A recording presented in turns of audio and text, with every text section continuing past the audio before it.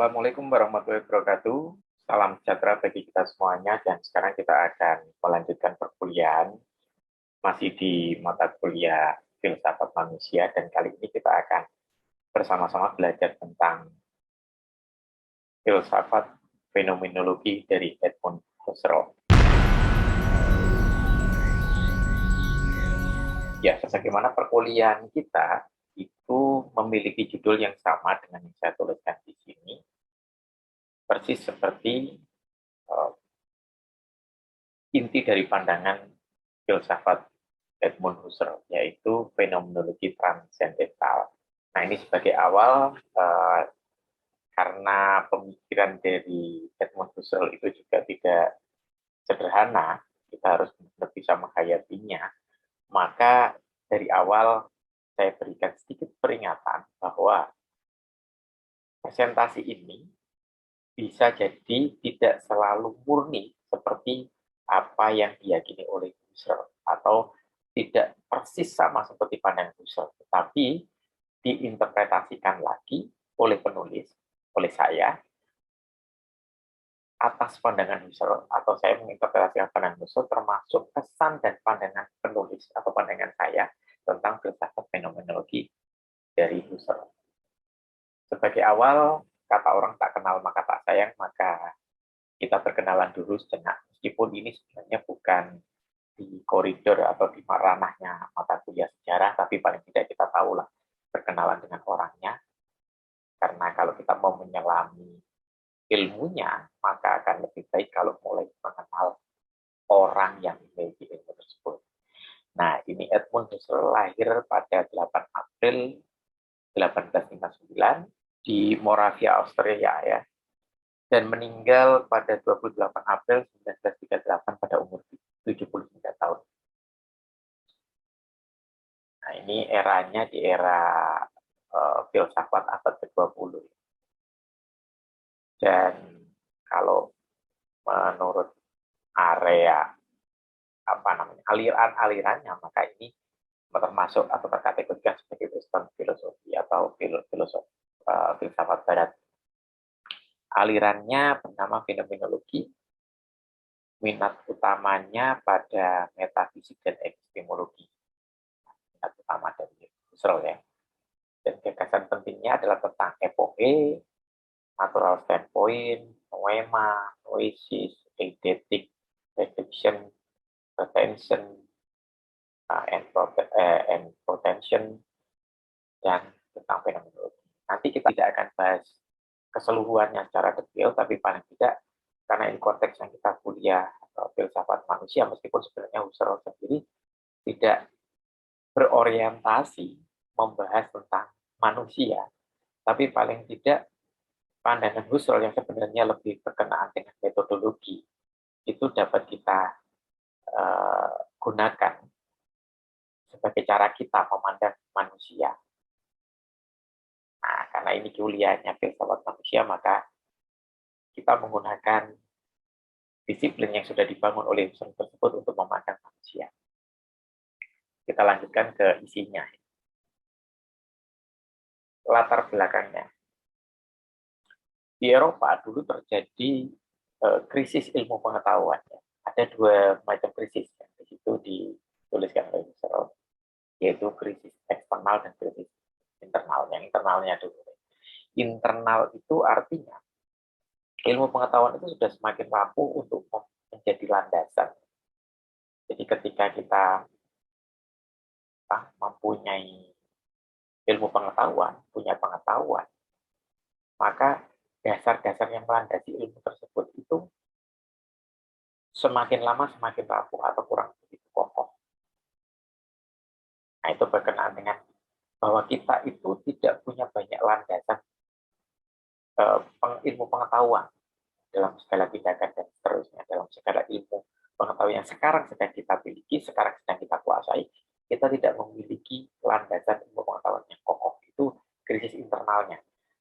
Nah, bagaimana dengan krisis eksternal? Krisis eksternal itu berkaitan dengan bagaimana ilmu pengetahuan menjawab tantangan-tantangan eksternalnya.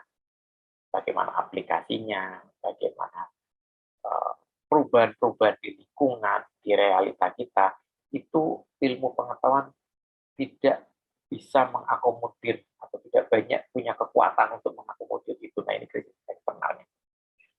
Karena itu diperlukan sebuah filsafat yang bersifat meta ilmu. Karena kalau kita mau mengkaji ilmu pengetahuan dan pakai ilmu pengetahuan itu tidak akan bisa. Karena apa? Karena ilmu pengetahuan itu tidak akan bisa mengkaji dirinya sendiri. Karena itu butuh yang di atas. Butuh yang bisa melihat ilmu pengetahuan itu, yaitu meta ilmu. Nah, filsafat inilah yang bersifat meta ilmu. Jadi katanya itu begini, kalau ilmu pengetahuan sedang dirasani, sedang dibahas, maka ilmu pengetahuan harus diam. Seperti halnya seseorang yang sedang dihakimi, maka ilmu pengetahuan harus diam. Maka ada yang punya wewenang untuk melakukan itu, yaitu meta ilmu atau filsafat. Nah, krisis ilmu pengetahuan ini turut diakibatkan atau disebabkan oleh Perang Dunia Pertama yang dampak dari perang itu membuat orang banyak mengabaikan nilai dan makna. Bahkan perang itu sendiri bisa dikatakan sebagai dampak dari pengabaian akan nilai dan makna. Nah, ini krisis eksternalnya. Ya, jadi aplikasi tentang nilai, tentang makna itu sudah semakin berkurang, sudah semakin hilang.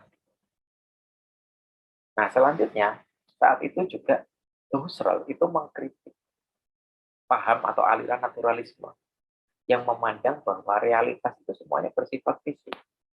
Sehingga hal ini tidak menyediakan ruang untuk entitas non-fisik atau yang bersifat rohaninya. Jadi tidak menyediakan ruang untuk sisi-sisi psikologis, sisi-sisi non-fisik. Karena itu, si Husserl ini ingin membangun sebuah filsafat sebagai ilmu yang sungguh-sungguh sistematis dan ketat, ya, berdisiplin. Nah, filsafat inilah yang disebut sebagai fenomenologi. Nah, sebelum kita mengkaji tentang fenomenologinya, kita harus tahu sebenarnya yang dimaksud oleh Husserl dengan ilmu pengetahuan yang rigorous, yang ketat, itu seperti apa sih? Jadi ilmu pengetahuannya rigorous itu ilmu yang merupakan suatu sistem, ya, sistem pengetahuan itu yang dihubungkan satu sama lain. Dihubungkan satu sama lain, sehingga setiap langkah untuk menghubungkan ilmu kita, misalnya kita punya ilmu, punya ilmu pengetahuan baru, dan kemudian kita mengaitkan dengan apa yang sudah kita miliki, maka itu dibutuhkan atau dihubungkan oleh rasio. Nah, sehingga dalam penghubungan ini kita tidak bisa semena-mena atau tidak bisa asal. Maka dibutuhkan cara menghubungkan yang berdisiplin, yang ketat, sistematis, sehingga kita tidak mengalami kesalahan ketika menghubungkan sebuah ilmu pengetahuan yang kita pelajari dengan apa yang sudah ada. Nah, untuk tujuan itu diperlukan pengertian-pengertian dasar yang jernih. Jadi tidak ada salah pengertian, tidak ada definisi yang bias, definisi yang ambigu, jadi harus jernih. Dan itu semua harus dilakukan secara sistematis. Agar setiap bangunan yang didirikan di atasnya, bagaimana seperti rumah, ya, maka ketika pondasi itu kuat, maka bangunan ini didirikan di atasnya. Pengetahuan-pengetahuan, preposisi-preposisi yang disusun di atasnya, itu akan menjadi lebih kokoh. Nah, itulah ilmu pengetahuan yang rigorous, yang bisa diandalkan. Ya. Ilmu pengetahuan yang ketika dia mau tegak, mau menjadi ilmu pengetahuan yang bisa diandalkan, maka dia harus punya sebuah sistem, sebuah cara yang ketat. Ya, sebuah cara yang ketat, jadi tidak ada kebocoran-kebocoran. Gagasan utama dari Edmund Husserl adalah pertama, untuk memurnikan ilmu pengetahuan itu, maka kita harus kembali kepada objek pengetahuan itu sendiri, atau kepada bendanya, kepada realitasnya. Atau disebut juga kalau dalam bahasa Indonesia itu Sudensachen selbst. Ya, jadi kembali kepada realitasnya. Harus murni memperhatikan objeknya, perhatikan bendanya. Jadi kembali kepada objek. Kenapa? Karena sebenarnya objek itu sendiri kan berinteraksi dengan kita ya sebagai manusia. Karena berinteraksi dengan kita, maka objek itu sendiri kemudian menjadi tidak murni. Kenapa? Karena di situ ada kepentingan kita terhadap objek, ada cara pandang kita, ada pengalaman kita tentang objek tersebut, sehingga pandangan kita terhadap objek tersebut juga tidak murni lagi. Nah, maka dari itu harus dikembalikan ke objek itu sendiri secara murni, atau disebut juga dengan when the sum becomes. Nah, tetapi bagaimanapun juga ketika kita itu concern atau fokus atau kembali kepada objek, kita tidak bisa menafikan subjeknya. Karena bagaimanapun juga objek itu harus berinteraksi dengan subjek. Karena kita tidak bisa mempelajari objek, tidak bisa mengkajinya kalau tidak berinteraksi dengan kita. Ya, maka dari itu butuh subjek. Tetapi subjek ini tidak semena-mena kemudian menggunakan kepentingannya, menggunakan nafsunya, hasratnya untuk memanipulasi objek. Ketika terjadi demikian, maka objek itu tidak murni lagi. Maka untuk bisa menjadikan objek itu murni, dibutuhkan subjek yang murni juga. Nah, ini disebut sebagai subjek transendental. Jadi kembali kepada realitas itu sendiri berarti membebaskan dari prasangka. Nah, jadi subjek transendental itu sedapat mungkin menahan, mencegah, ya, menghilangkan prasangka-prasangka, kepentingan-kepentingan. Dan ini memang tidak mudah, teman-teman. Jadi ini tidak mudah untuk menghilangkan kepentingan, prasangka, karena itu sudah kodrat, sudah ada di dalam diri kita. Ketika kita menghadapi sesuatu, maka kita punya niatan terhadap hal tersebut. Maka itu akan sulit sebenarnya. Tetapi tidak berarti user itu mengharuskan kita benar-benar terbebas dari prasangka. Karena Husserl hanya mengajarkan untuk menahan prasangka itu. Meletakkan dulu dalam tanda kurung. Nah, untuk itu, ini perlu langkah-langkah seperti halnya pagar gitu ya, seperti halnya pagar. Jadi prasangka itu harus dipagari, tapi prasangka ini kan tidak hilang. Tapi dipagari aja. Ketika dipagari, maka orang akan jadi berdisiplin. Ini adalah sebuah metode, sebuah langkah-langkah metodis, ya, membatasi, memilah. Ini adalah sebuah langkah metodis. Nah, inilah yang kemudian oleh Husserl disebut sebagai langkah-langkah reduksi. Ada 3 reduksi yang dijelaskan oleh Husserl. Ya. Yang pertama ada namanya reduksi eidetik atau eidetis. Reduksi eidetis ini mengungkap struktur dasar atau esensi dari fenomena atau gejala murni atau yang telah ditentukan. Jadi dalam reduksi eidetis kita menunda dalam tanda kurung apa yang sifatnya aksidental atau eksistensial. Ya. Jadi yang dicari di sini itu esensinya dari objek. Jadi di reduksi eidetis kita menghadapi objek dulu. Nah objeknya dimurnikan. Jadi esensi objek. Ya. Jadi tidak kepada eksistensi. Kalau eksistensi itu kan berarti keberadaan objek itu berada di sekitar dunianya atau lingkungannya. Berarti kan dia tidak murni, ada di sekitar lingkungan. Ya. Atau yang sifatnya aksidental, sifatnya sesuatu yang memiliki arti atau makna itu karena lingkungan atau karena aktivitas lingkungannya atau aktivitas dia atau benda itu dalam lingkungan. Tetapi tidak ini kepada benda itu sendiri. Jadi ini esensi. Nah, reduksi eidetis memurnikan bendanya itu atau realitasnya. Yang kedua, reduksi fenomenologis. Kalau reduksi eidetis tadi berkenaan dengan bendanya atau realitasnya, reduksi fenomenologis berkenaan dengan subjeknya. Jadi subjek itu punya lapangan penghayatan atau kita itu punya area-area bagaimana kita menghayati objek. Jadi itu pasti dipengaruhi oleh pengalaman, harapan. Nah itu membentuk area, ada harapan, kepentingan, pengalaman itu. Nah itu membentuk lapangan penghayatan. Nah di reduksi fenomenologis ini bagian-bagian itunya yang dimurnikan itu, diri subjek itu yang dimurnikan ketika berhadapan dengan objek tadi. Jadi prasangkanya yang dipengaruhi oleh tradisi, kepercayaan, asumsi, aksioma, teori, atau hukum-hukum itu ditahan dulu. Ini sama kayak tadi ya, di reduksi eidetis, jadi ditempatkan dalam tanda kurung. Ini juga sama, ditempatkan dalam tanda kurung. Ya, jadi kalau reduksi eidetis wilayahnya objek, kalau reduksi fenomenologis wilayahnya si subjeknya. Subjeknya dimurnikan. Prasangka, segala prasangka yang dipengaruhi oleh tradisi, kepercayaan, asumsi, teori, atau apapun itu diletakkan dalam tanda kurung.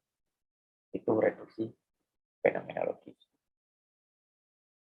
Yang ketiga, reduksi transendental. Nah, ini mirip sebenarnya dengan reduksi fenomenologis. Hanya saja yang dimurnikan pada reduksi transendental ini diri kita secara keseluruhan terhadap segala objek.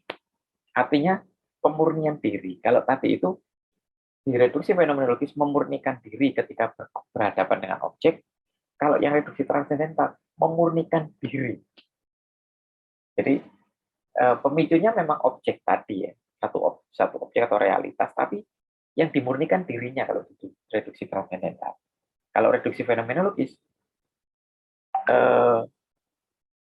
subjek itu dimurnikan berkaitan dengan interaksinya terhadap benda tadi. Tapi kalau di reduksi transendental, enggak, dirinya itu yang dimurnikan. Jadi menunda segala prasangka terhadap keberadaan realitas kesadaran secara keseluruhan. Karena bagaimanapun juga diri kita itu punya realitas sadar, ya, baik itu yang di luar diri kita, ada objek-objek. Misalnya gini, ketika kita menghadapi objek kita adalah handphone misalnya, maka kita punya realitas kesadaran terhadap handphone tersebut. Kita punya pemikiran terhadap handphone sebagai bagian dari teknologi. Kita punya pemikiran terhadap handphone karena kita punya kebutuhan. Atau kita misalnya punya online shop, maka cara melihat handphone juga akan berbeda. Atau kita sebagai pakar teknologi, atau kita orang yang bekerja berkenaan dengan telekomunikasi, itu semua hal yang berkaitan dengan realitas kesadaran.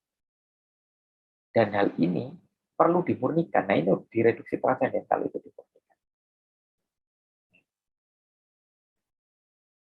Jadi segala hal yang berkaitan dengan objek itu, jadi tidak hanya memurnikan pandangan kita terhadap objek itu, tapi segala hal yang berkaitan dengan objek tersebut.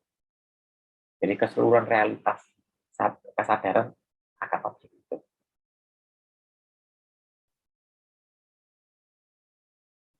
Nah, sekarang kita ke fenomenologinya. Jadi fenomenologi itu sebenarnya studi tentang esensi kesadaran dalam berbagai aktivitasnya. Jadi aktivitas kesadaran itu seperti apa sih? Nah, itu fenomenologi inilah yang mempelajari. Jadi yang dipelajari esensinya, esensi dari kesadaran itu. Esensi kesadaran. Nah, kita akan bahas sedikit nih, biar tahu, ya, biar tahu apa yang disebut kesadaran. Nah, kesadaran itu adalah intensionalitas kita terhadap objek. Jadi kalau kita sudah mengatakan kesadaran atau sadar, ya, orang yang sadar itu tidak mungkin menghadapi sesuatu yang hampa. Pasti ada objek intensional. Ya, kita sadar akan apa. Jadi tidak bisa orang katakan, aku sadar. Ya sadar apa? Sadar akan apa? Gitu. Jadi orang menyadari sesuatu. Nah, pasti ada sesuatunya. Jadi tidak pernah kosong. Namanya kesadaran itu mengarah pada objek intensional. Jadi ada objek yang menjadi niatannya. Objek itu, ya, objek yang dilihat, objek yang dikaji, itu objek intensional. Jadi tidak pernah kesadaran itu bersifat kosong. Nah, intensionalitas kita itu punya struktur, katanya Husserl gitu. Nah, begini strukturnya. Yang pertama ada namanya intensionalitas sebagai objektifikasi. Jadi ketika seseorang itu mengarahkan kesadarannya itu terhadap objek. Jadi kita tahu bahwa ada objek itu. Ya. Itu namanya objektifikasi. Jadi ketika berkontak dan kemudian mengenali keberadaan sesuatu, bahwa sesuatu itu ada, maka ini terjadi objektifikasi. Nah, aktivitas ini tampak dalam kita mempersepsi, memikirkan sesuatu, meragukan sesuatu, itu objektifikasi. Objektifikasi itu tampak di hal tersebut tadi ya. Ketika kita mempersepsi atau melakukan aktivitas kesadaran lain seperti berpikir atau melakukan sesuatu. Nah, intensionalitas yang kedua itu sebagai identifikasi. Jadi yang disebut identifikasi di sini adalah menggunakan berbagai data kepada objek yang sudah dikaitkan dengan kesadaran. Jadi setelah objektifikasi, jadi ada objek yang sudah kita kenali ya, kita tahu gitu ya bahwa ada objek itu gitu. Kita sudah mulai menyadari adanya objek itu, maka kemudian melakukan identifikasi dengan cara apa? Kalau yang tadi itu di wilayah persepsi, yang objektifikasi kan ketika persepsi itu hanya sampai pada oh ada benda ini, oh ada lampu gitu, oh ada handphone gitu. Tapi kemudian diidentifikasi segala data yang berkaitan dengan handphone itu bisa hadir atau dipanggil. Nah, itu disebut intensionalitas sebagai identifikasi. Jadi data-data dipanggil untuk digunakan atau diarahkan kepada objek tersebut. Ya. Dan hal ini, proses identifikasi ini dipengaruhi oleh minat kita, keterlibatan, motivasi. Ini sama kayak misalnya ada orang tua yang anaknya suka game, tapi orang tuanya nggak begitu suka dengan game. Ya, ketika anaknya itu menunjukkan bahwa, oh ini ada game terbaru, oh ini loh gamenya lucu, oh ini ada bagian menariknya di game ini adalah bagian ininya loh, misalnya gitu ya, anaknya menunjukkan. Nah, ketika orang tuanya tidak punya minat dalam hal itu, maka bisa jadi dia tidak menghiraukannya atau hanya sekedarnya saja dalam menghiraukan. Nah, itu. Jadi proses identifikasi itu juga dipengaruhi oleh ini. Jadi artinya apa? Artinya orang tua tersebut tidak akan mengambil data-data yang berkaitan dengan ceritanya si anak tadi tentang game.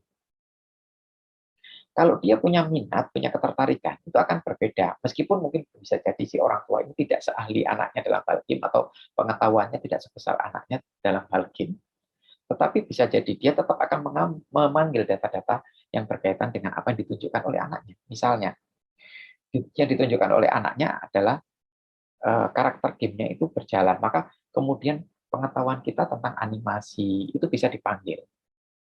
Nah, itu berarti kita punya minat di situ. Berarti kita melakukan identifikasi di situ.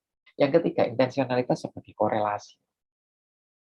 Nah, dalam korelasi, aktivitas korelasi ini, kita mengaitkan objek yang identik dengan objek yang kita identifikasi tadi.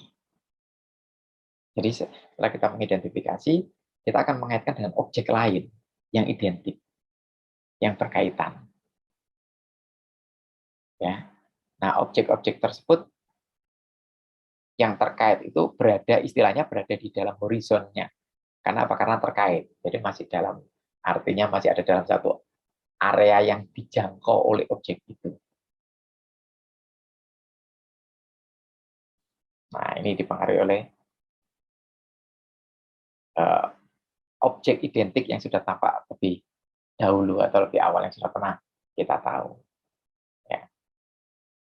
Misalnya saja hal yang kecil, misalnya gini, kita ditunjukkan sebuah handphone, HP, kemudian kita lihat wallpapernya, wallpapernya khas banget, iPhone ini, nah, kayak gitu. Meskipun kita belum melihat logo iPhone atau misalnya lihat modelnya, ini iPhone, meskipun belum melihat belakangnya ada Apple gitu ya, ada gambar Apple-nya. Atau mungkin ringtone Nokia ini, misalnya mendengarkan kita. Nah, itu nanti akan terpanggil tuh objek-objek yang berada di dalam horizonnya. Ya. Terus yang keempat, intensionalitas sebagai konstitusi. Kalau seperti ini sudah menetapkan hukum ya, namanya konstitusi. Jadi objek intensional tidak hanya ada bagi kesadaran, tetapi kalau di dalam intensionalitas yang keempat ini, yaitu konstitusi, kesadaran itu sendiri yang menciptakan objeknya. Jadi capaian tertinggi dari intensionalitasnya di konstitusi ini. Yaitu ketika kesadaran kita itu menciptakan sesuatu. Jadi tidak hanya disuguhkan atau disajikan sesuatu, menyadarinya, mengidentifikasi, menghubungkan dengan objek lain. Nah, kalau di konstitusi, ini sudah mulai menciptakan, misalnya, menciptakan itu nggak harus kita tadi contohnya misalnya HP, kemudian menciptakan HP, enggak. Jadi imajinasi kita sudah memunculkan sesuatu tentang HP itu, misalnya ada ide nih, mau ngapain gitu ya. Oh, saya tak bikin aplikasi atau saya tak jualan online Jadi ada ide, ada gagasan yang muncul di situ. Konstitusi. Jadi kita justru yang menciptakan objeknya dari hasil kesadaran kita. Jadi menciptakan, memodifikasi. Nah, jadi dari keseluruhan intensionalitas tadi, mulai dari objektifikasi, identifikasi, korelasi, itu terus misalnya kita punya banyak pengalaman berkenaan dengan intensionalitas itu, pengalaman objektifikasi, pengalaman identifikasi, pengalaman korelasi. Kalau ini terakumulasi, lama-lama akan menjadi intensionalitas konstitusi, yaitu kita bisa membangun sesuatu. Nah, ini beberapa komentar saya, meskipun saya sebenarnya ini subjektif sudut pandang saya. Komentar saya yang pertama, ada paradoks di sini ya dalam pandangannya Husserl. Ketika dia mau mengajak manusia itu, mengajak kita gitu ya, kembali lagi kepada realitasnya. Pada saat yang sama, si Husserl itu tidak mungkin meninggalkan subjektivitasnya. Jadi objek itu sama sekali tidak bisa terlepas dari subjeknya. Jadi pada akhirnya membahas dua-duanya. Bahkan ketika si Husserl awalnya mau menitik beratkan pada realitas, pada akhirnya kembali lagi membahas subjek. Ya. Jadi pandangan Husserl ini dari yang semula ingin kembali ke objek, lama-lama seperti idealistik, seperti tidak mengkaji objek tersebut. Jadi mengkaji subjeknya, mengkaji manusianya, mengkaji kesadarannya. Jadi lama-lama terlepas juga dari objeknya. Meskipun sebenarnya kesadaran itu tidak bisa lepas dari objek. Tapi titik tekannya si Husserl kembali lagi ke subjek ternyata. Jadi pada akhirnya pemikiran naturalistik yang mengobjekkan sesuatu sebenarnya tetap ada dalam pandangan fenomenologi Husserl, meskipun pada akhirnya dia yang dibahas subjek, tapi ya tetap tidak bisa menafikan objeknya. Maka dari itu sebenarnya memang Husserl itu tidak berarti dia tidak menyetujui naturalistik. Dia tidak berarti mengingkari positivistik.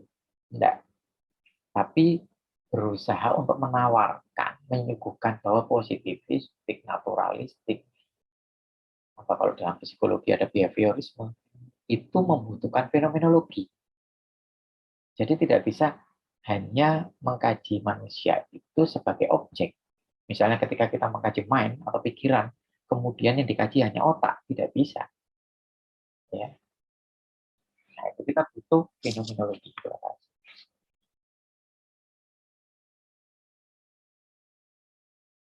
Nah, karena itu, maka Husserl ini sebenarnya mau memurnikan ke objek, dia kembali lagi tidak bisa. Dia masih terjerat oleh subjektivitas dan sesuatu yang sifatnya relatif. Karena kalau kembali ke subjek, sifatnya jadi relatif lagi. Ya, jadi subjektif. Nah, Husserl ini juga terhenti dalam realitas yang diasumsikan esensial. Nah, jadi pada akhirnya untuk mencari esensi itu kan tidak mudah, tidak gampang. Ya, minimal kalaupun seketat-ketatnya, serigorous-rigorousnya sebuah ilmu pengetahuan metodologis atau metodik, itu paling mentok hanya bisa sampai pada mengasumsikan sesuatu itu esensial. Jadi bukan esensial gitu ya. Jadi tidak benar-benar pada hakikat. Pada akhirnya kejebak di situ. Ya. Nah, realitas yang diasumsikan esensial ini sifatnya tidak stabil. Sehingga sebenarnya tujuan dari Husserl yang mau mengembalikan kepada objek yang seharusnya jauh lebih stabil, itu pada akhirnya kembali lagi mengkaji subjek atau kesadaran yang ada dalam diri subjek. Sehingga kemudian realitas itu sendiri jadi tidak stabil. Itu kurang lebih pembahasan kita tentang Edmund Husserl ya, terutama tentang fenomenologi transendental dari Edmund Husserl. Oke, demikian semoga yang sedikit ini tetap bermanfaat buat teman-teman semuanya. Sampai ketemu lagi di perkuliahan filsafat yang akan datang. Sampai jumpa. Jangan lupa untuk dukung terus Rudi Jaya TV dengan cara like video ini sebanyak-banyaknya, share ke teman-temannya biar kita bisa belajar bareng-bareng, belajar bersama, saling menambah, melengkapi ilmu pengetahuan kita bersama. Jadi kalau nanti misalnya teman-teman punya pandangan yang berbeda, punya tambahan, ada hal yang kurang dari yang saya sampaikan, tulis saja di kolom komen. Ya. Dan jangan lupa yang belum subscribe, hidupkan tombol notifikasi atau tombol loncengnya biar tidak ketinggalan kuliah-kuliah menarik dari Rudi Jaya TV. Sampai ketemu lagi. Assalamualaikum warahmatullahi wabarakatuh.